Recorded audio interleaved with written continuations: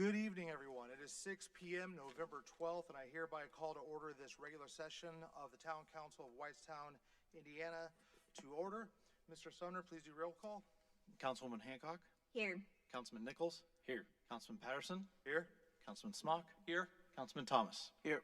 Thank you very much. Katie, I understand we have a good crew for the pledge tonight. Absolutely. We're excited to welcome Perryworth Elementary Student Services to lead us in the pledge tonight. Come on up. All good.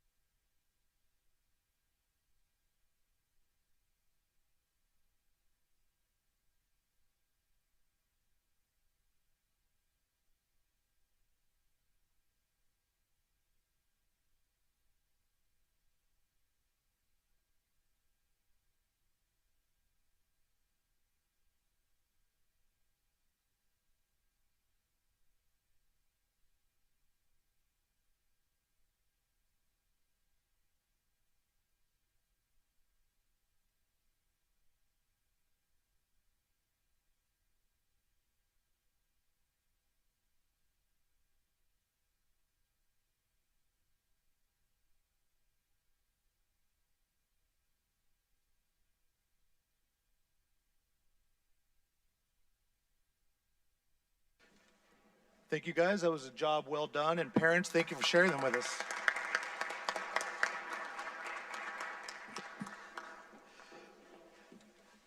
Now, kids, I know how exciting a council meeting can be, but I would understand also if you have other things to do tonight and don't want to stick around for the whole thing, I won't make you.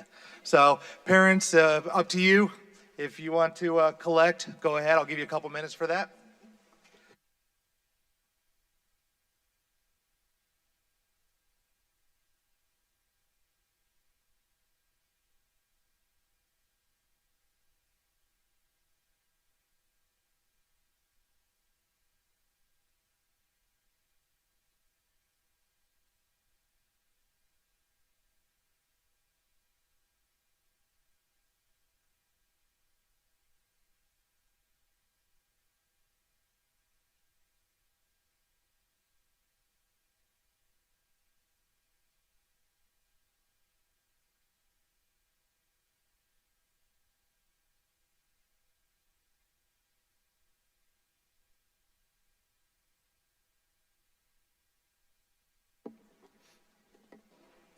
That's always fun.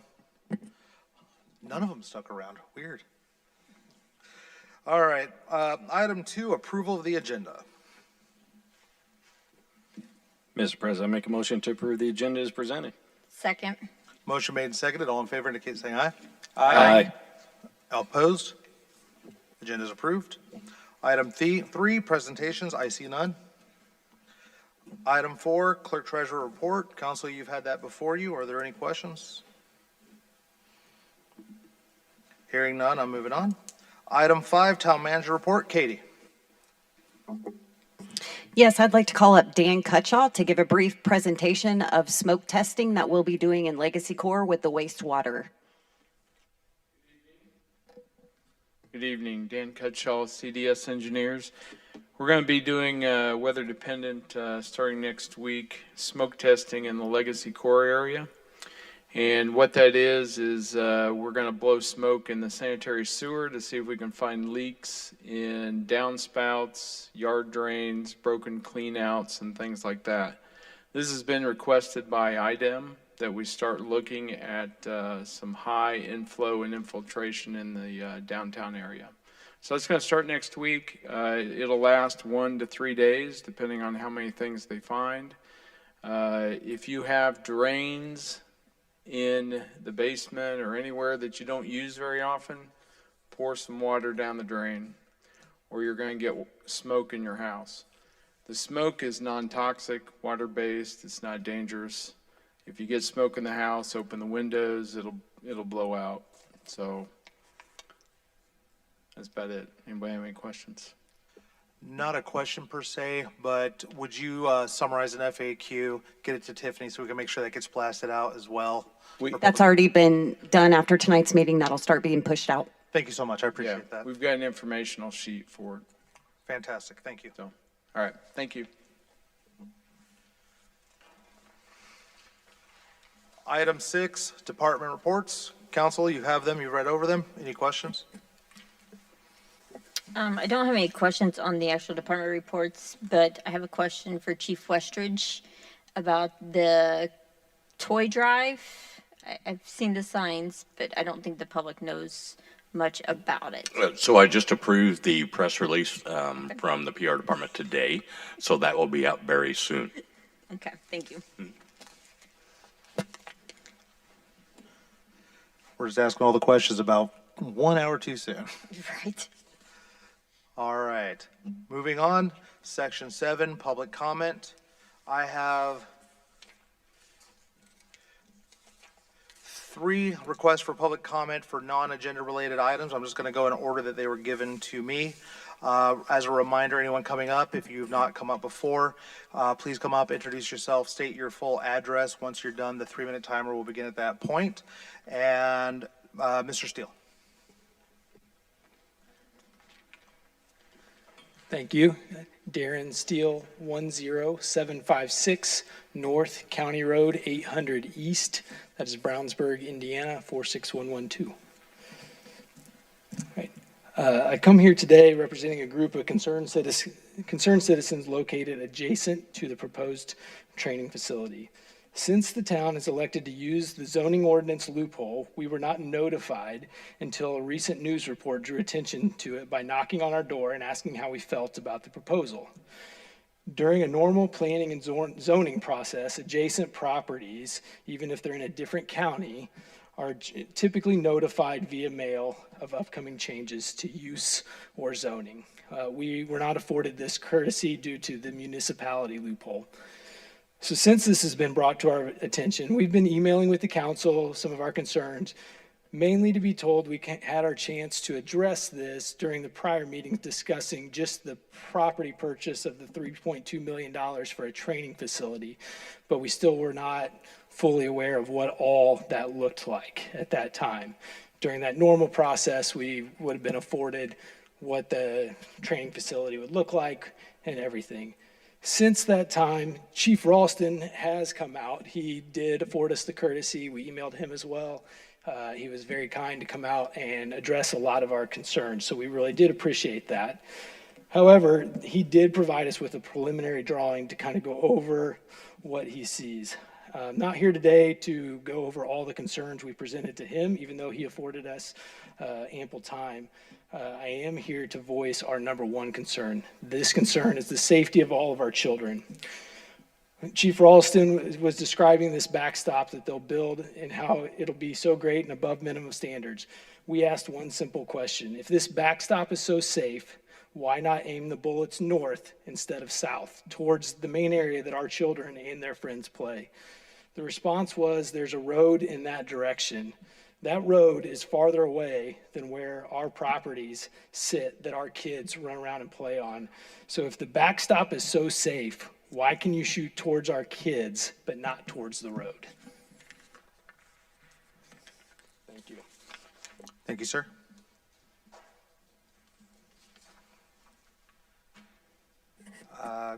Kristen Conrad.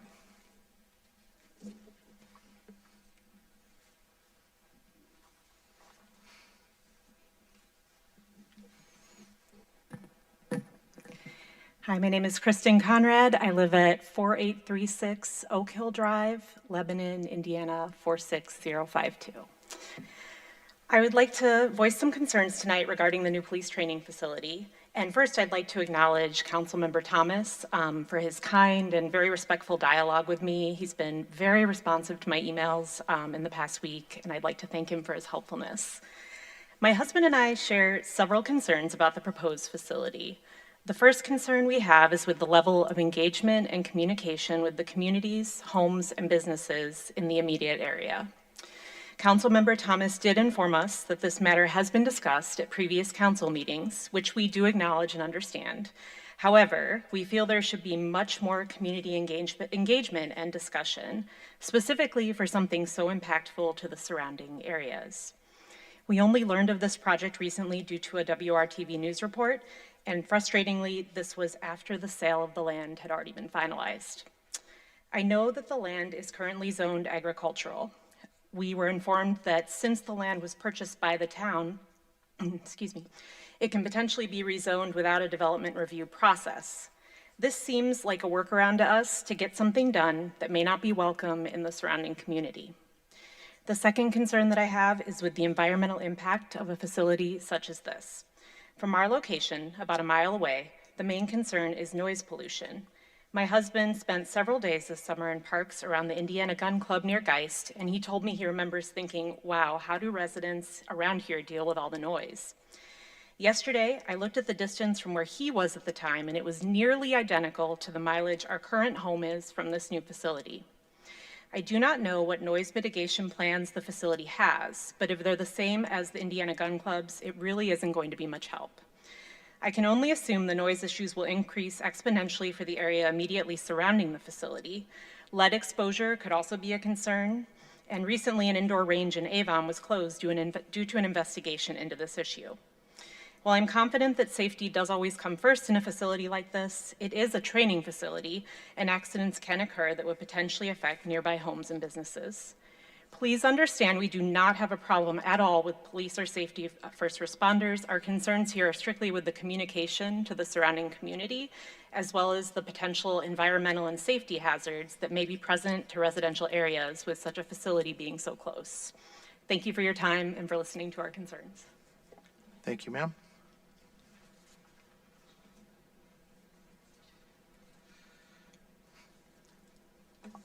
I know I'm going to bungle the last name, and I apologize. Matthew Zervas. Thank you. Hi, I'm Matthew Zerfus. I live at 7728 Eagle Crescent Drive, Zionsville. It's kind of a running theme tonight. I'm here to address land usage in our community. Me and some of my neighbors came out and forced the zoning meeting last week. Kind of like these folks, we learned about a project where Citizens Water is going to be put in industrial-sized tanks, a pump station, a house at the back of our neighborhood, which is about 500 meters off my backyard. And so we came out to express our concern with that. The variance was denied. We feel that there's safety issues. I don't think they have plans for a firing range, though. So that's one thing. But we don't feel that Citizens Water has acted in good faith. They've acted as absolute bad actors throughout this transaction. They've leveraged a high-powered legal firm to execute eminent domain on the property. I know the town council, zoning, and planning commissions aren't involved in private land sales or eminent domain legal processes, but this is a huge impact on several of the neighborhoods, and some of the council members live in those neighborhoods as well. And we feel like the process has been without community engagement, is the theme we heard tonight, without community feedback. And we don't feel like the property is zoned properly for that. We know these proceedings can happen outside of our control, but we don't think two 1.5 million gallon water tanks sitting in our backyard is properly zoned for residential zoning in that area. So I know there was us and about 22 other neighbors at the zoning meeting last week, and we'll plan on coming to town council meetings, zoning meetings, planning commission meetings going forward to make an attempt to disrupt this process and protect, our home values. For me, not so much the home value, it's a place where our children play, like you mentioned before, where we enjoy the community, and, it's pretty disheartening. So wanted to share that with you. Thank you. Thank you very much.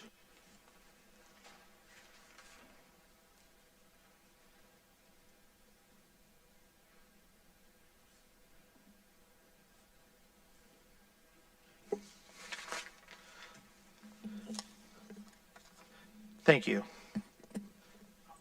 Agenda item number 8, approval of consent agenda. Mr. President, I make a motion to approve the consent agenda containing items as follows. Item A, approval of the meeting minutes from the October 8th, 2025 Town Council Executive Meeting. Item B, approval of the meeting minutes from the October 8th, 2025 Town Council Meeting.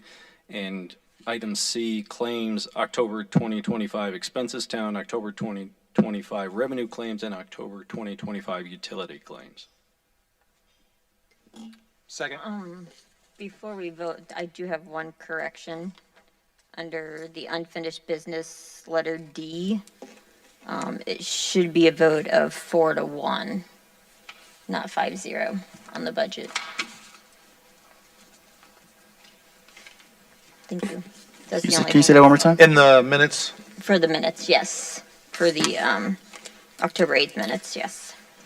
With that, then, I would revise my motion to be the same items with the exception of the meeting minutes as the amendment was requested. Second. motion's been made and seconded, including the revision. All in favor of approval of the consent agenda with revision, indicate by saying aye. Aye. Opposed? Passes 5-0. Item 9, unfinished business. Second reading, consider adoption of ordinance 2025-25, an ordinance amending the zoning ordinance of the town of Whitestown, Indiana, institutional and parks and recreation districts, PC 25-046-UDO.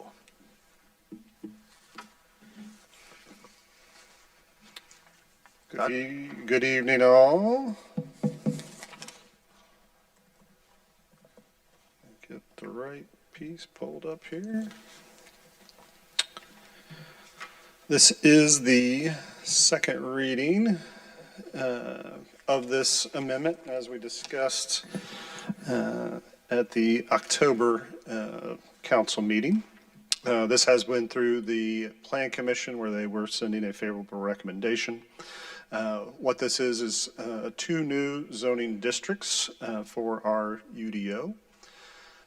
Currently, we've kind of heard a little bit this evening. The current UDO does, and I will say that these amendments have been in the works for several months, not related to any activities currently going on. But what this 2 districts do are put more of the public uses into separate zoning districts, and removes a lot of those from the other zoning districts, specifically residential zoning districts. And so that is the institutional and the Parks and Rec district that is being proposed as a part of this amendment. And I can go through any of those uses that you might be interested or standards that are part of this, if you want to go into those in more detail, or answer any other questions you might have related to the creation of these new zoning districts. One other piece I will say, nothing in town obviously would be zoned this. There would be a process that we would go back through to essentially rezone any of the town properties to these. That would require public notice and public hearing at the Plan Commission level, and then also a meeting and ordinance approval, 2 readings here at the council level as well.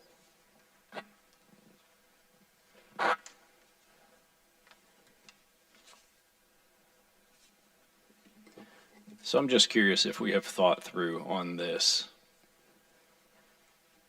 I'm still torn based on about what Mr. Kingshill has brought up a few times, right? Which is sending public projects through planning and zoning and such. I'm still not sure where I land on that fence.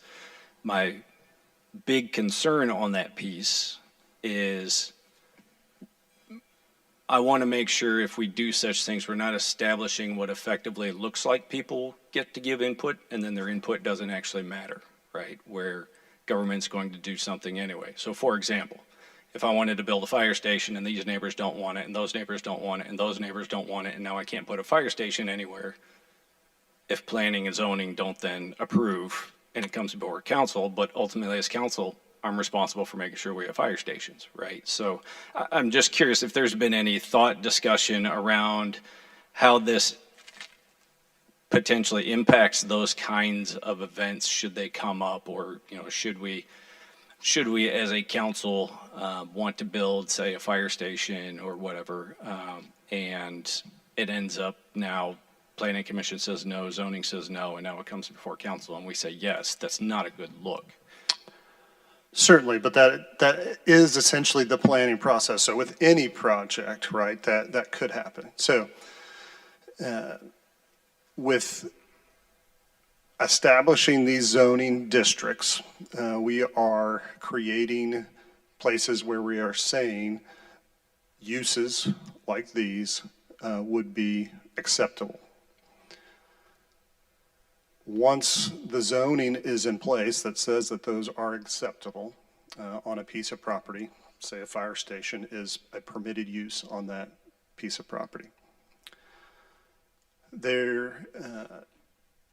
that process is all part of the legislative process, right? That goes before the Planning Commission, requires public hearing, comes to the council, requires legislative action to change that district. Once that is set, that really then becomes the law of that land, and anything on there is kind of set as a part of this process. A development plan gets submitted for said fire station.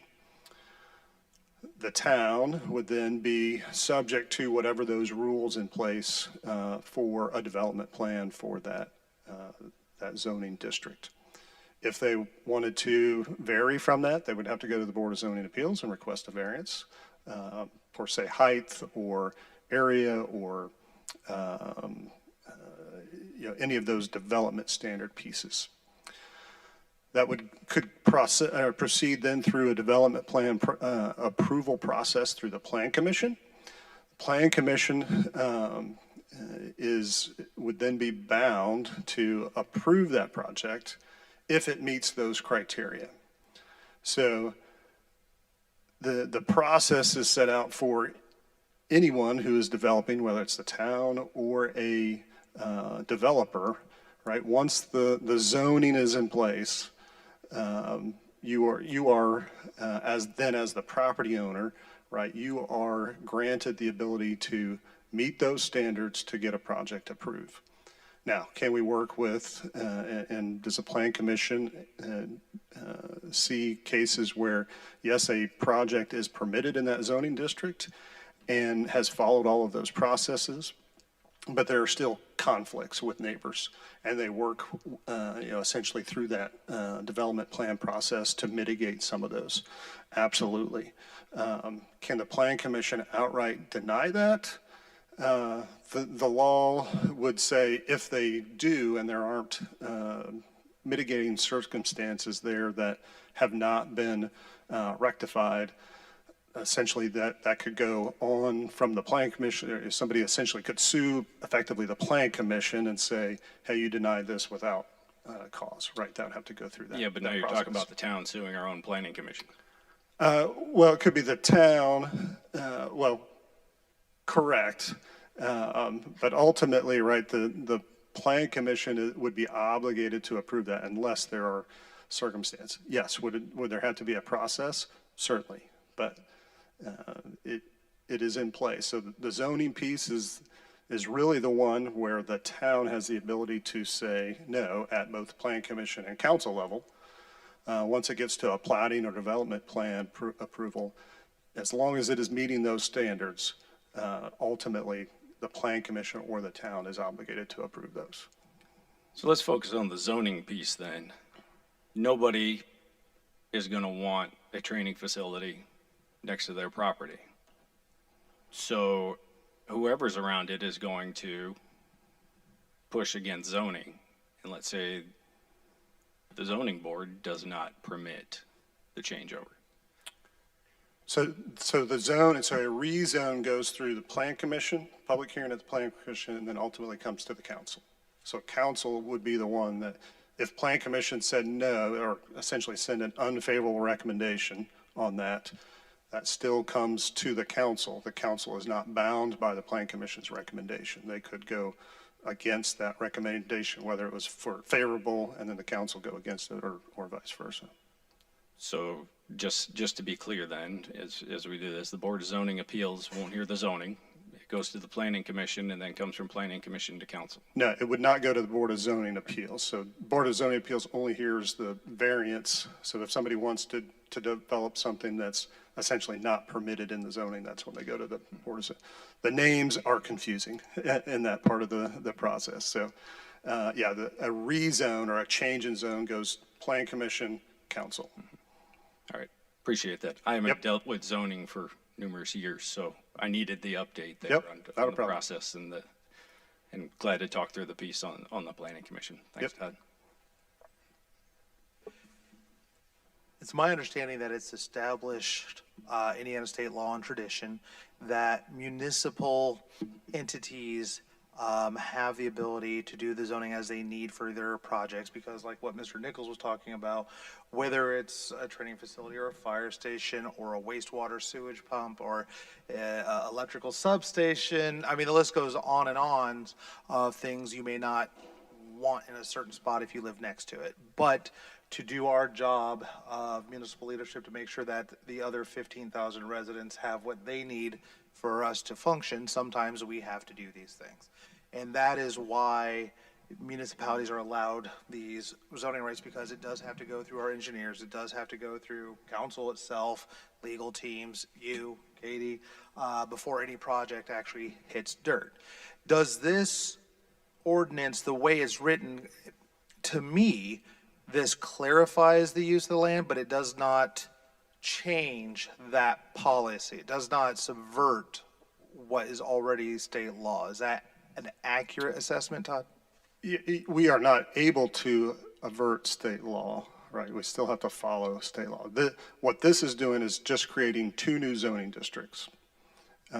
Ultimately, right, there are uses in these 2 districts that are in, say, residential zoning districts that will likely come back for an amendment and remove those out of the residential zoning districts because they need to be in these areas instead of residential.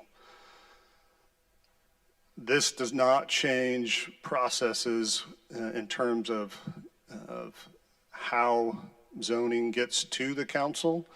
Yeah, we are not able to subvert state law processes.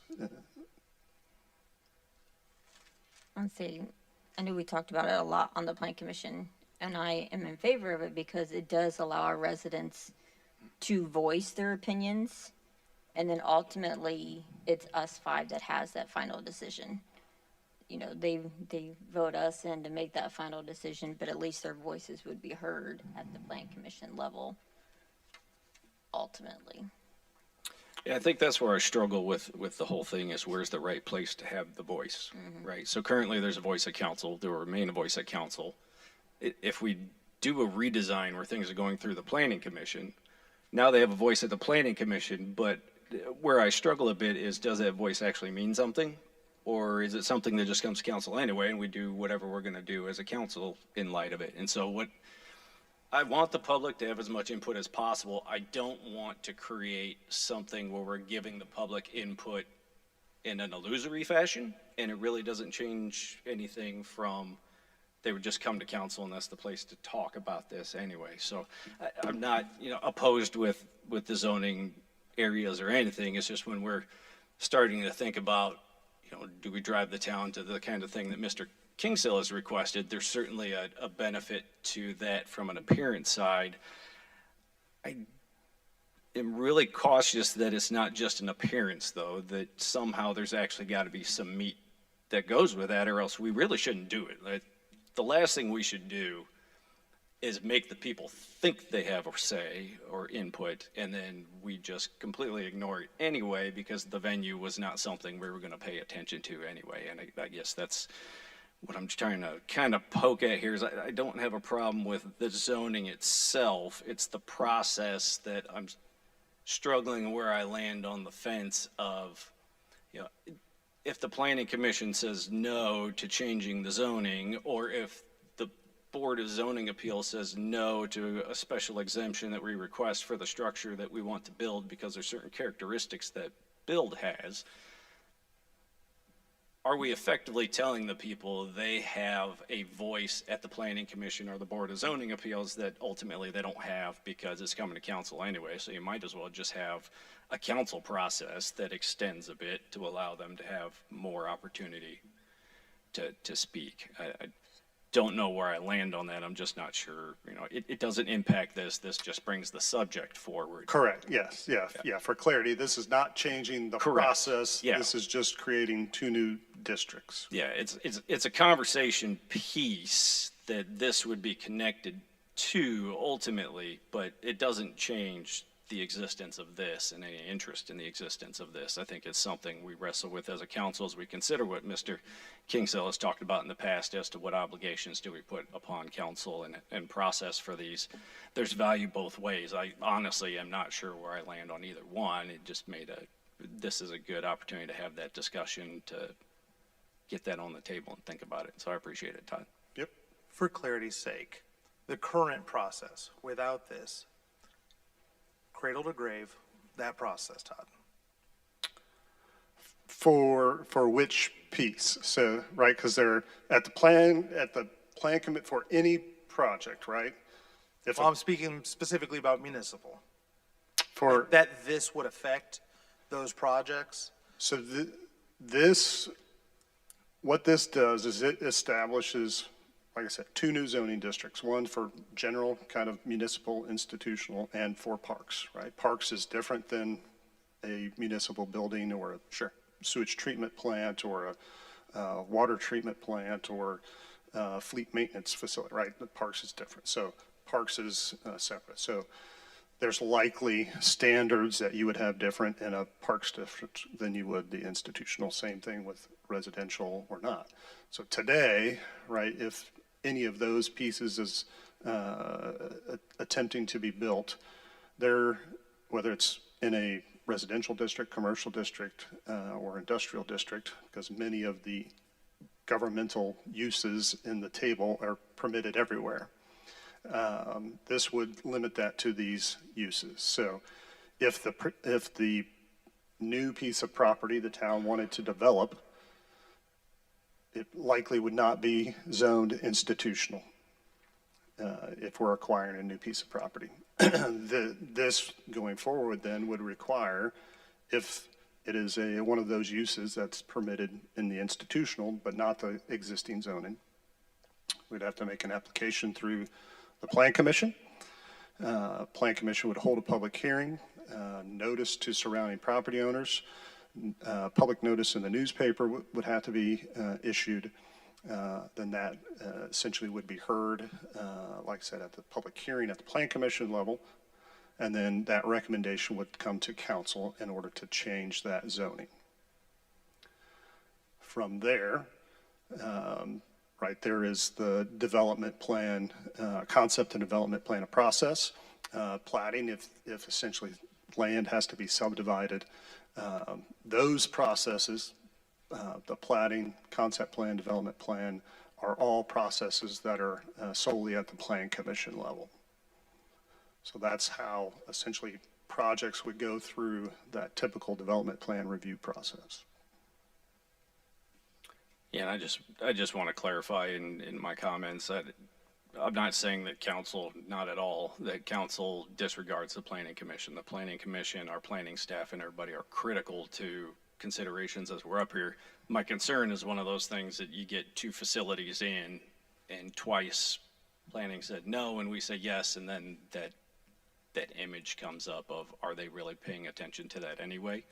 And the last thing I want is a loss of faith in the planning commission or planning staff if those kind of things happen, because ultimately there's things as a council that we have to do, even though people don't love them, right? I mean, Station 272, I remember, had quite a bit of pushback around the area because there's a fire station there and it's going to be loud and it's going to be big and there's going to be fire trucks on the road and those things. And people don't like anything we build, honestly.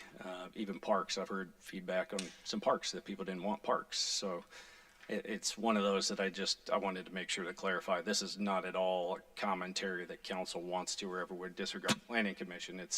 I am worried if we set up a process where it starts to look like that, even if that's not the case, because that starts to then, at least in the citizenry, make it appear that the planning commission's purpose is not what it is, and that's the last thing that I want.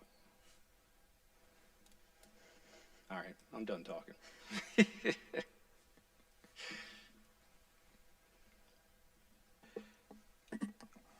Council, if you have further questions from Todd, I'd ask you to go ahead and ask them now. We do have a resident request to speak on this topic, and I don't want to put it sandwich in with our comments. So if council members have any other questions, I'd like to go ahead and get those done now.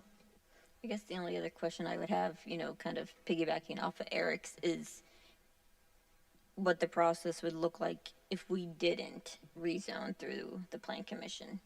Because currently now we don't have to notice the residents. Say that again, sorry. So it sounds like if we go to rezone, like if we took out the Planning Commission part of it, and it would just come straight to council, how Yes, would you notice? Because, now a rezone goes through yeah, so the, Plan Commission, but if the Plan Commission, kind of like what Eric was talking about, the Plan Commission keeps denying it, and overall, it's the council that has the responsibility of it. Is there a way for us to notice those residents as a council?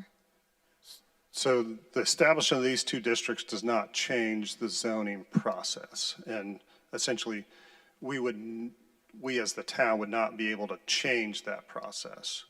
So the council could, and I don't have the statute set to memory here, but the council could initiate a zone change, right? The council wants to change the zoning to that property for institutional, but it still requires it to go to the Plan Commission for a public hearing. Correct.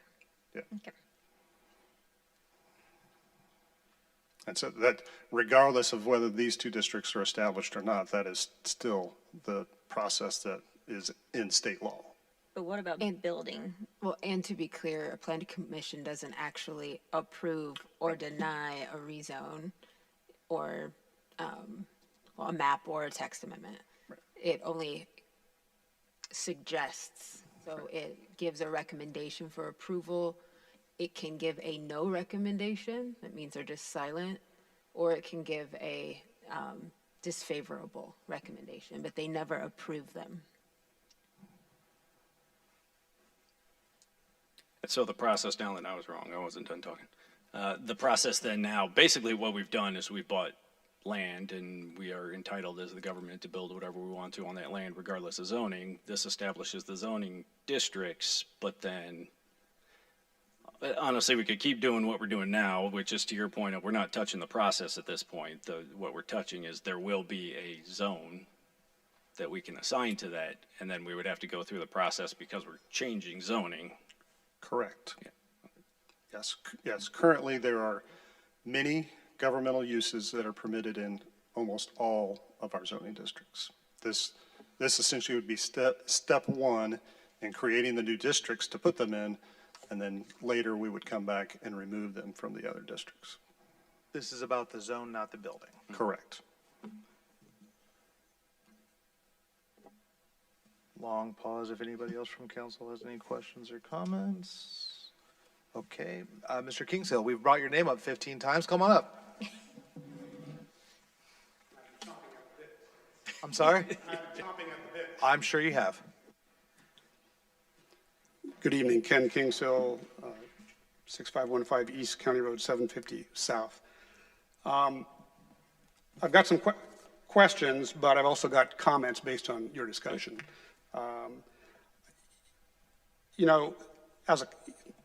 As council just mentioned, the Plan Commission makes a recommendation, right?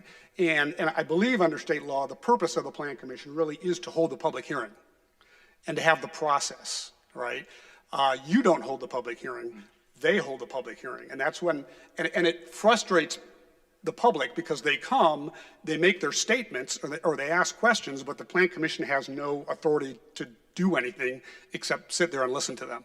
And oftentimes, like I said, it's frustrating to the public and to the Plan Commission because they just sit there, they take the comments, but don't have a way to really interact. But that's just the way that the state law is set up.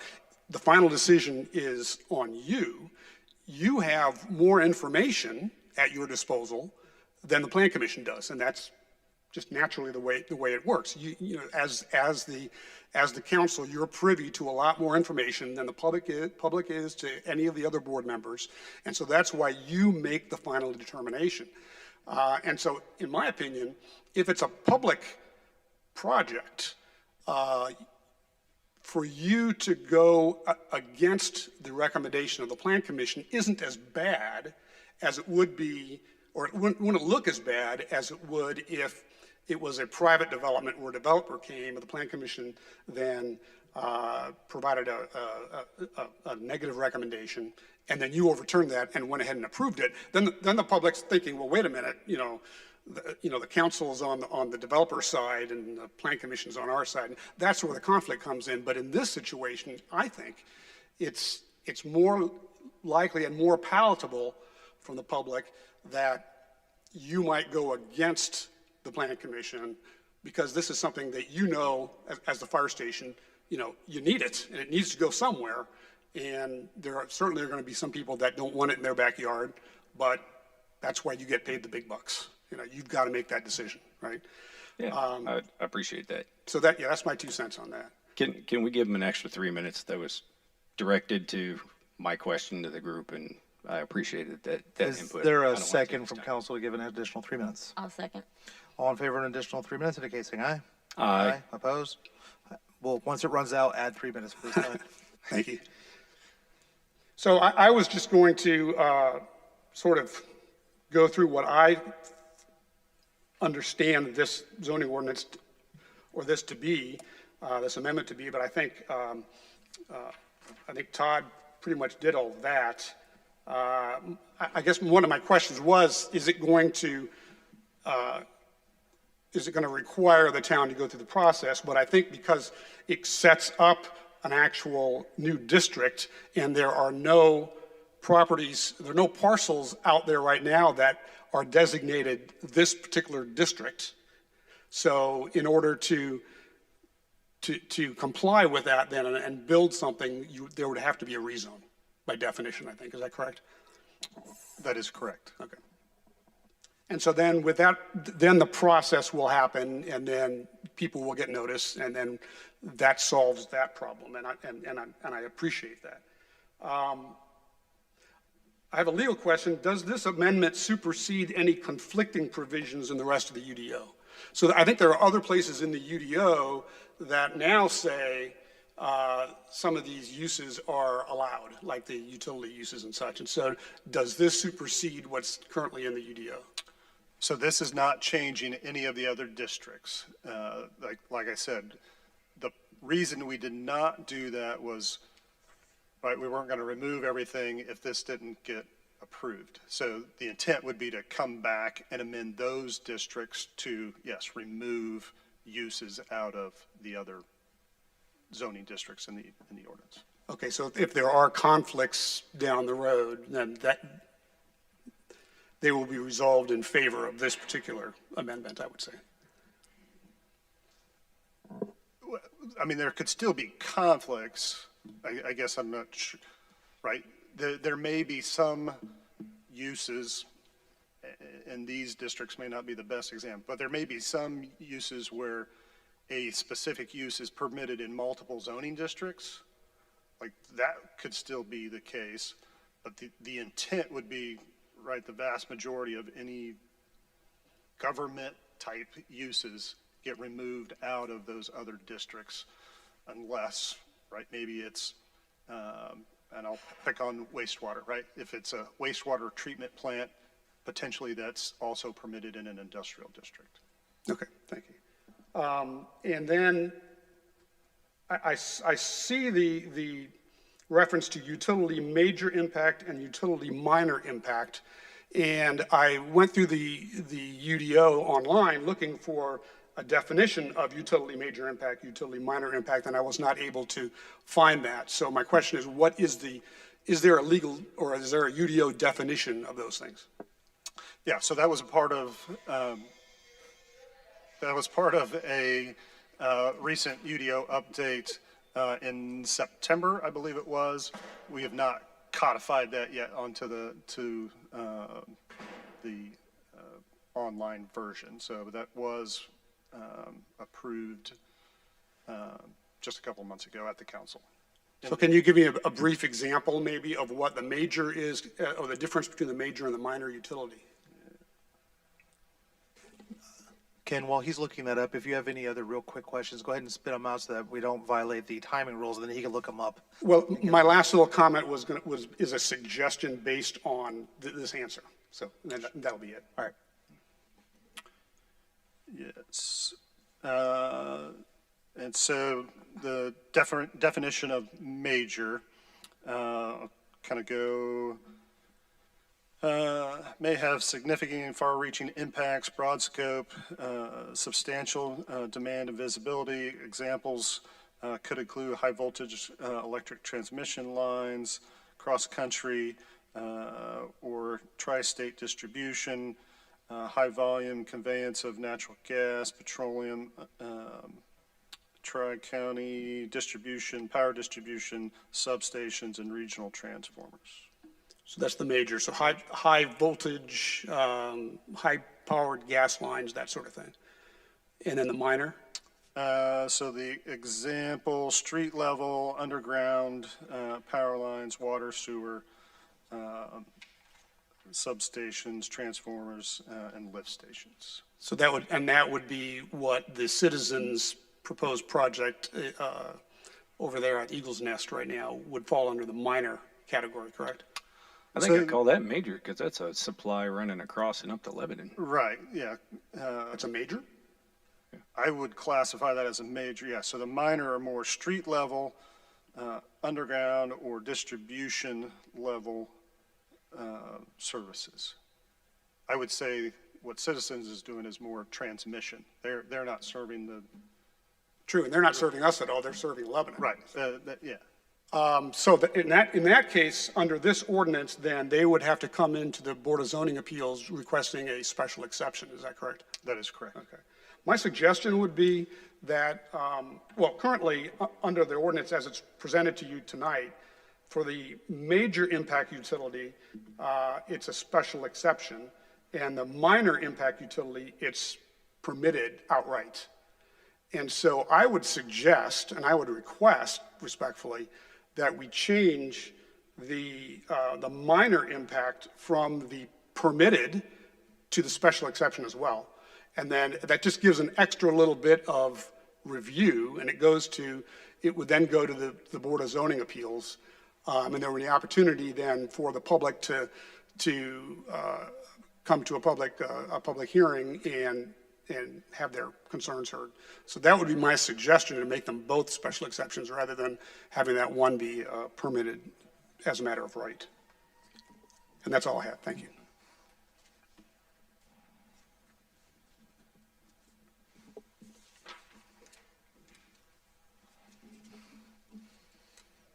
Council, any other questions or comments on this item?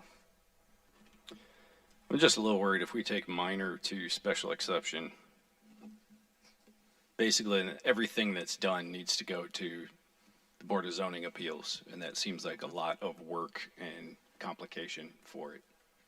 Others may disagree with me, but that's my concern if we take minor into a special exception. Because Todd, that would mean running water lines to a new development, even within town limits, would require a special exception if we changed it. Well, we'd have to go in front of the BCA for a special exception if we changed it. The way the definition is now, I would say yes. Okay. So I guess would that mean that there'd be no reason really to have a difference between major and minor? It would just be impact if everything would go. That is correct as well, yes.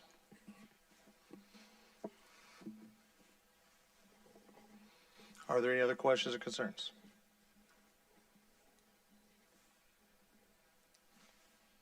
Hearing none, I would entertain a motion if one is made.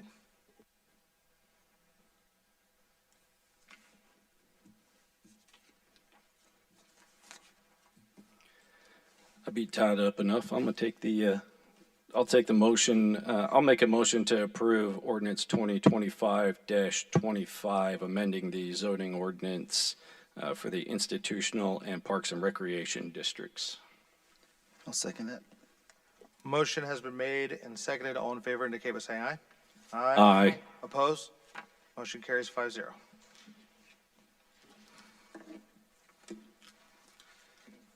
Item 10, public hearing. I see none on the docket.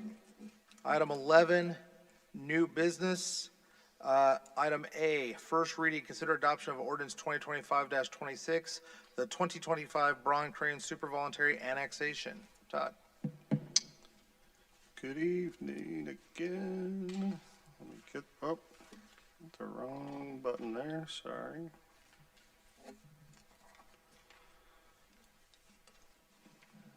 So this is annexation introduction. So this is step one in a three-step process.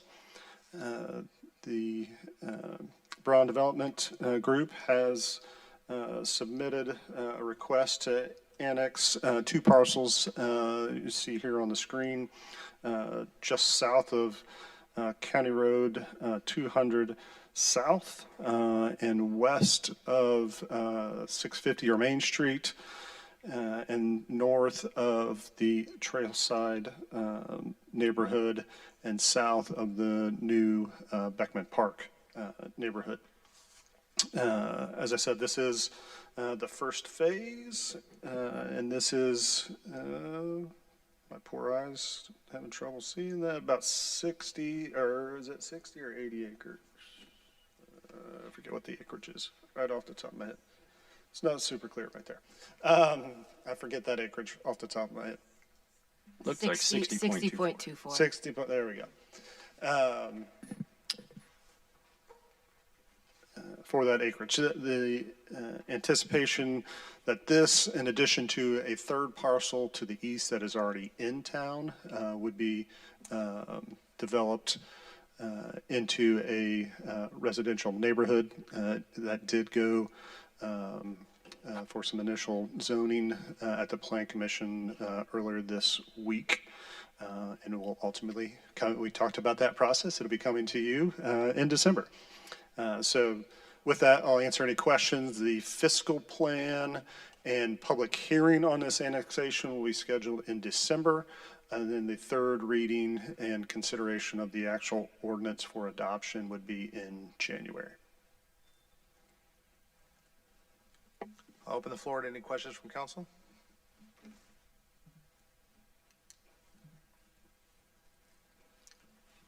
Thank you very much, Todd. Thank you. New business B, consider expenditure exceeding $25,000 not to exceed $308,000. Agreement for professional services between the town of Wisetown, Indiana and CDS Engineering for wastewater treatment plant expansion design study report. Sri. Good evening, Council. So this is for the preliminary design study for the next water treatment plant expansion that is scheduled to start sometime in 27-28. This is the large expansion compared to the one we have now. So this is a study to help us understand the requirements, size the pumps and all that stuff. So before we go into the design of that.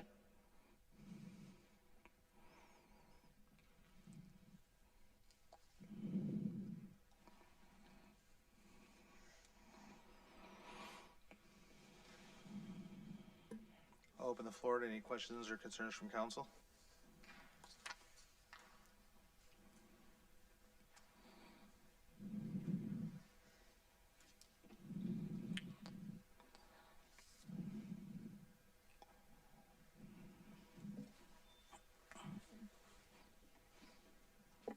Hearing none, I would entertain a motion. I'll make the motion that we approve the expenditure exceeding $25,000 not to exceed $308,000 agreement for professional services between the town of Wisetown, Indiana and CDS Engineering for the wastewater treatment plant expansion design study report. Second. Motion has been made and seconded. All in favor indicate by saying aye. Aye. Opposed? Motion carries 5-0. Item C, consider expenditure exceeding $25,000 not to exceed $240,400. Agreement for professional services between the town of Wisetown, Indiana and VS Engineering for Indianapolis Road Trail preliminary design. So this is for the preliminary design for the trail, the new trail that will start at the Traders Point Church entrance. Goes north on Indianapolis Road all the way to 550. So it'll connect to the current existing trails on the DDI, and then it basically connects the west side of 65 to the east side to the new Paget Commons.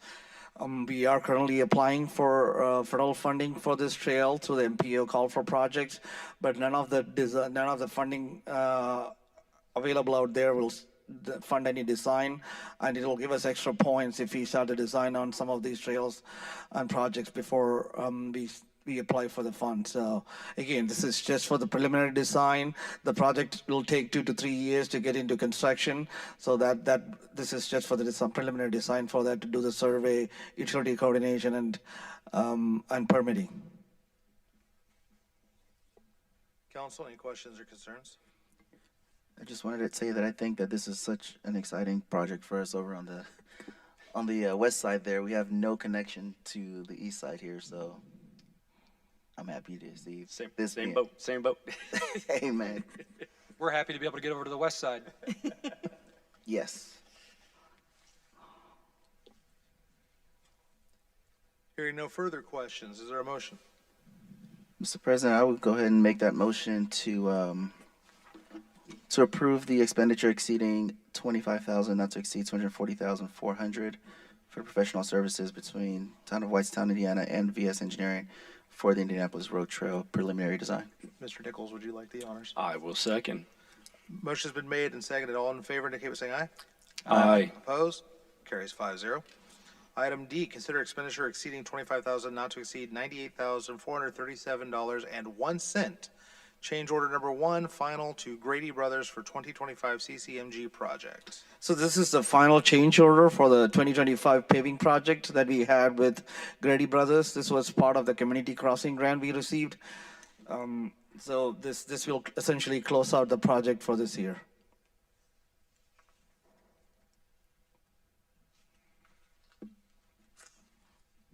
Council, any questions or concerns? Hearing none, I entertain a motion. I'll make the motion to approve the expenditure exceeding $25,000, not to exceed $98,437.01 for change order 1 to the Grady Brothers 2025 CCMG project. Second. Motion made and seconded. All in favor indicate by saying aye. Aye. Opposed? Carries 5-0. Thank you, Council. Thank you very much. Item E, consider expenditure exceeding $25,000, not to exceed $62,044.75, Panther Park Shelter Replacement. Good evening, Dom. Good evening, Council. What you have in front of you is 3 quotes from 3 reputable playground companies to provide us a shelter. We went with our lowest responsible bid, which is CRG Playground Company. I added a few pictures late today to kind of show the picture, the structure. The structure will, of course, it won't be orange, I think, which is shown in the picture. It will match the aesthetics at Panther Park. And then about halfway up, all 4 legs will be brick.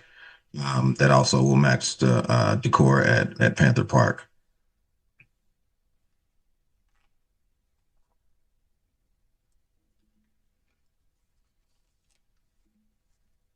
Dom, just to confirm, this also includes a new pad for this, correct? Yes, sir. Thank you.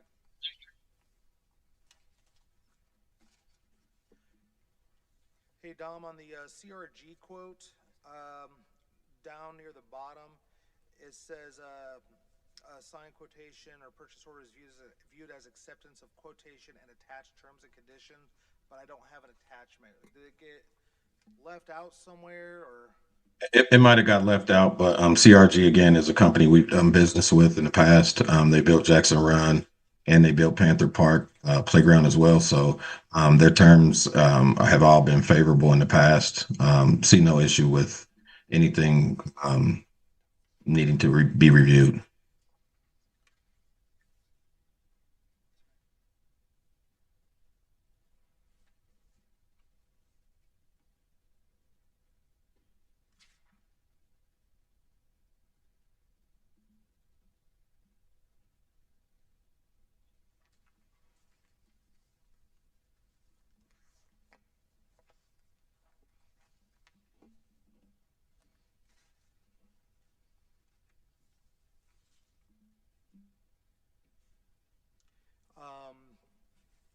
Just because I know that, like, with the Mid-States one in the Sinclair book talk about certain payment requirements and credits and things. I have no problem with the quote as it is or getting the shelter done, and the price is fine to me. But would council be comfortable with, since it got left off, if we were to amend this to approve it with legal reviewing the terms and conditions before final approval on that side? Would anybody have any issue with that? Councilor Patterson, we've approved projects in the past with the same terms and conditions. It's kind of like just a formality that's on there. We've approved the $400,000 purchase of Jackson Run Playground with the same terms and conditions.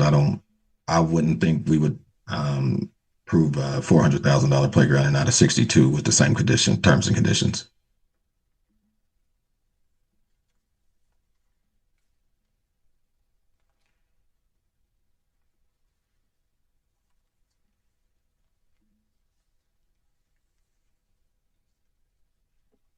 Any other member of council with a question or concern?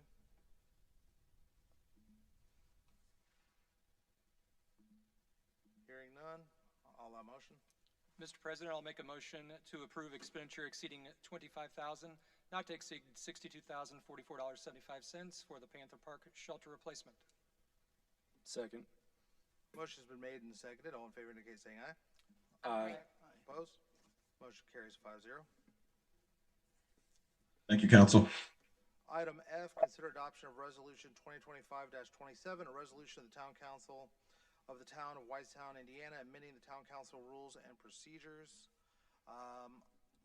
Council, in front of you, you have two copies, the final copy and the red line copy. Basically, I'm going to jump in on this one a little bit, and then Ashley's here to answer any questions or concerns you may have. Most of this is changes we're already doing. For example, the way the agenda is written, how it's formatted, that sort of thing. It also explicitly puts our start time of 6 that we've been doing into these rules as well, and clarifies that. One significant change to point out that I specifically requested is under section 7, and you'll see it on your red lines, but basically the short version of this is I would like to move non-election year officer elections for councils to the last agenda item in December. Obviously, I don't want to do it with election years because there could be new councilors coming on or people going off. But the reason for this, the purpose of this, is whomever is going to be president would then have 3 weeks, because we do our January council meeting, the first meeting in January. So whomever the president is would have 3 weeks to really firm up who they may want to have on the different boards and committees. And if they want to interview them, or if they want to speak to people, or if they have questions, that would give them ample opportunity to do that. So that is the motivation behind that. For any other questions or concerns or clarifications, Ashley, be ready to answer anything.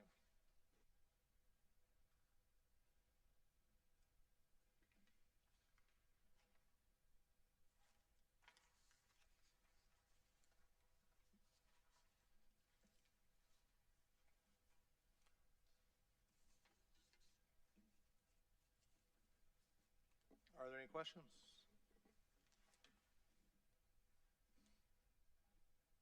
Hearing none, I'd entertain a motion. Mr. President, I make the motion to approve resolution 2025-27, amending the town council rules and procedures. Second. Motion's been made and seconded. All in favor indicate by saying aye. Aye. Opposed? Motion carries 5-0. Item G, consider adoption of resolution 2025-26, a resolution of the town of Whitestown, Indiana, approving a transfer appropriations. Sri. Hello. So this is basically a transfer of funds from MBH capital outlays to MBH other services and charges, basically to pay for some of the contractual needs for that we need for MBH. So currently there is over $350,000 unspent money on capital outlays that I would like to move it to the other services and charges so we can pay for some contractual services. It's not changing any budget or total budget or anything. It's just moving money from one to another. This isn't going to hamstring you into next year on capital outlays? No, this is just the unspent money from this year's capital for the MBH.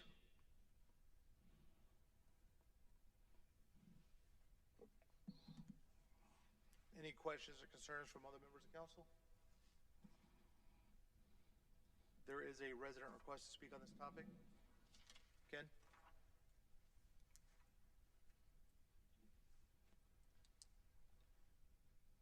Good evening again. Ken Kingshill, 6515 East County Road, 750 South. This resolution as written is so vague as to not really give any information at all to a member of the public that's looking at this agenda and trying to figure out what's going on.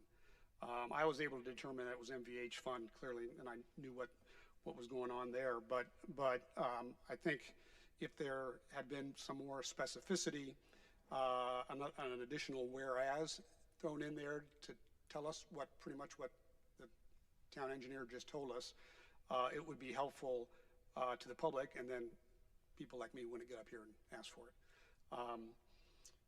And then the other question I have really is why was this not done when we went over budget on the legal bills?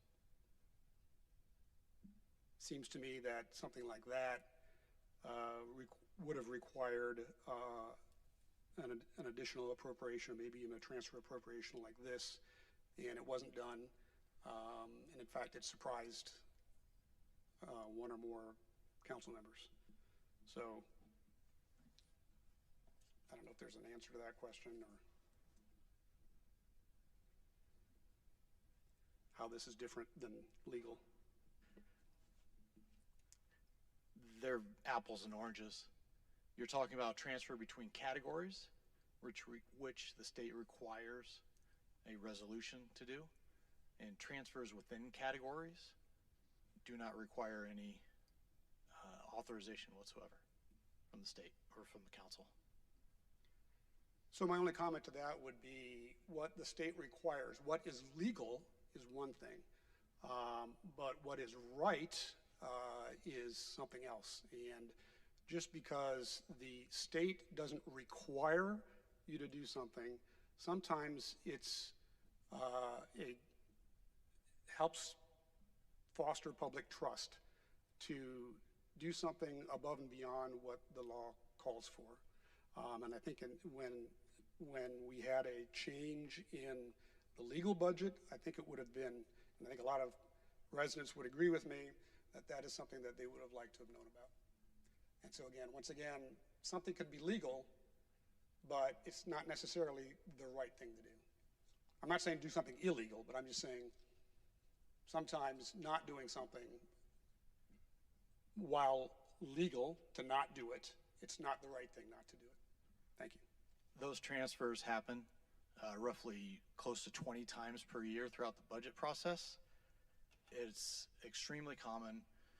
They don't even need to happen legally, though. They don't even need to happen. If there's money within the budget category, the transfer within the category doesn't even need to happen. It's completely unnecessary. You're talking about a lot of different topics. We like to do it so that it looks clean on the books, so that we don't have money that's going negative in lines. That's the only reason we do it. Your time has expired, Mr. King. Okay, thank you.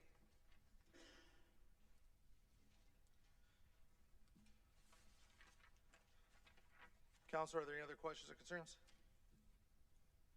I'd entertain a motion. I'll make a motion to adopt Resolution 2025-26 approving the transfer of appropriations. Second. Motion made and seconded. All in favor indicate by saying aye. Aye. Opposed? Motion carries 5-0. Item 12, other business, announcement of upcoming board and commission appointment applications. Council, as you know, this is something not so near and dear to my heart, but it is something that I've gotten pretty good at. The form you have is all of the commission and board seats that are going to be eligible at the beginning of the year. I've already worked with Tiffany, and on Monday, the application will be live on our website. PR will push it out a few times, encouraging citizens and residents to apply if interested and qualified in one of these boards or committee seats. Same process of what we did last year. We have the email address set up that a person will email those applications to. That goes immediately to all council members. Several of these seats are council appointments and not just presidential appointments. So I would hope all of council would review those applications, have whatever conversations with the applicants that you feel is necessary. The website has been updated as well to indicate what seats are coming available, all in the effort for the purpose of trying to get talent that's interested in serving the community to step up and do so. I won't go over every last single one right now in this. You all have it before you, and it will be online. However, also in the next week, I will personally be reaching out to anyone whose seat is expiring to make sure that they're aware of it and to encourage them that if they are interested to reapply, even if they're currently on a board or commission, if they're interested in remaining, I would like them to reapply so that we are all aware of their intention to stay. Are there any questions or concerns about this? It's a non-voting item, but I want to make sure it's open for anybody who has anything to say on it. I'd just like to encourage residents, if you've been thinking about it, please apply. We'd like to see a more diverse group of residents that have input instead of the same faces over and over. Very good. Unannounced item of business. Happy birthday, Tobey. Thank you. And moving on with that, we're to Actually, do I have, what's that? May I have just one moment? Absolutely, you may, sir. Alrighty. I'll try not to make this too long, but this is our first council meeting since the tragedy that happened a little over 2 weeks ago, about a week ago. And I just wanted to just reach out. I don't know if Ms. Maria Velasquez's family is watching today, but earlier today I was able to go to the county council meeting, and I was able to meet with President Hostetter and also Council Member Aaron Williams. And I just wanted to just mention that our police department is doing everything they can to investigate this thing. And I just appreciate all the work you guys are doing, the work that, the collaboration that you're doing with the sheriff's office. It is a very difficult time for the family. And I thank you for being just steadfast in the work that you're doing. And I just wanted to, there's been a lot of outcry, especially online and within the community. A lot of misinformation is going out there regarding what happened, and not to take sides one way or the other. I just want us all to just remember just how fragile our community is, and just how fragile life is, and the decisions that we make and how they resonate. I was just in Brussels a couple days ago, actually, for work, and on the front page of BBC, this is what they were talking about. And it just kind of took me aback, just because this is my community. I believe this is, whose district was this? This is your district, yeah. So this is something this is pretty much what the world is talking about with Whitestown. And I just wanted to just kind of make just a plea to us all residents to just think about each other, and just, if you're a praying person, to pray and just ask for our communities just come together. And if we could, before we end, just maybe a 20 or 30-second moment of silence for Ms. De Velasquez. Absolutely, I welcome it.